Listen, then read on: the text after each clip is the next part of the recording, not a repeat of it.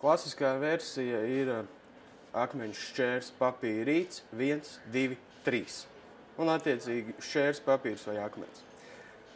Jāatzīst, es ilgu laiku to darīju bišķi savādāk. Es biju pieredzis pie kustības pa labi, pa kreisi un tad izlikt. Tas bija šķērs, akmens, papīrs. Bet, pielāgojoties čempionāta noteikumiem, tur ir svarīga kustība no augšas uz leju, no augšas uz leju. Ja tā padomā, man liekas, ka tā bija pirmā lieta, ko tēvs iemācīja. Tas ir svarīga ģimenes tradīcija, tas jau no viņu senčiem nācis bija. Cik es sev atceros, tas vienmēr ir nācis līdzi. Tas ir daudz vairāk. Akmeņš, šķērs, papīrs. Tas ir kā 3 atsevišķas lietas, bet viss ir kopā, kad viņas saliek. Akmeņš, šķērs, papīrs, tur ir milzīgs spēks. Milzīgs spēks tur ir, un daudziem tā liekas spēle,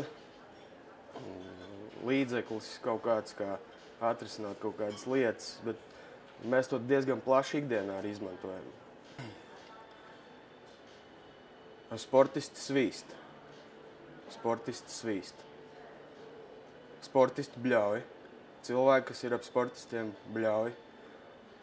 Es teiktu, ka var uzskatīt par sportiem.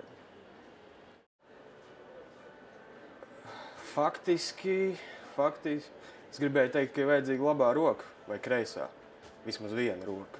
Bet faktiski arī tas netraucē, ir veiksmīga mākslīgā roka. Arī to var, tagad jau tehnoloģijas attīstās.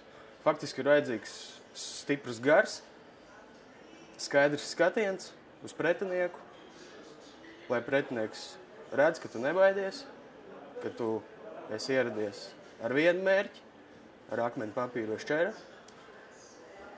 Un tas arī ir viss. Ērt apavu, tas nodara. Ērt apavu. Gads ir par īsu, lai aizmirstu tos notikumus, bet tā bija, jā. Tas bija pirmā cīņa, pirmais rauns. Un es jau biju izmests ārā. Varbūt kas notika? Ko tu izdarīji nepareizi? Pēc analizējas to visu? Jā. Es rūpīgi pēc tam analizēju, skatījāmies video. Gājām cauri kļūdām. Sagatavošanās procesā bija pieļautas kļūdas, nebijām noskaņojušies pirms cīņas. Arī pēc pagājušā čempionāta pārtraucu attiecības ar treneri iepriekšējo. Arī viņam bija kļūdas taktiskā ziņā.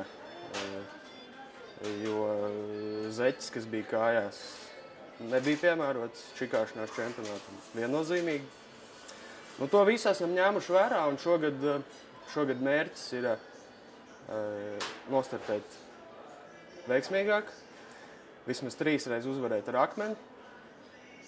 Šķērs izmantosim mazāk, ja šo skatās pretinieki. Skatīsimies. Visu es tev atklāt nevaru. Bet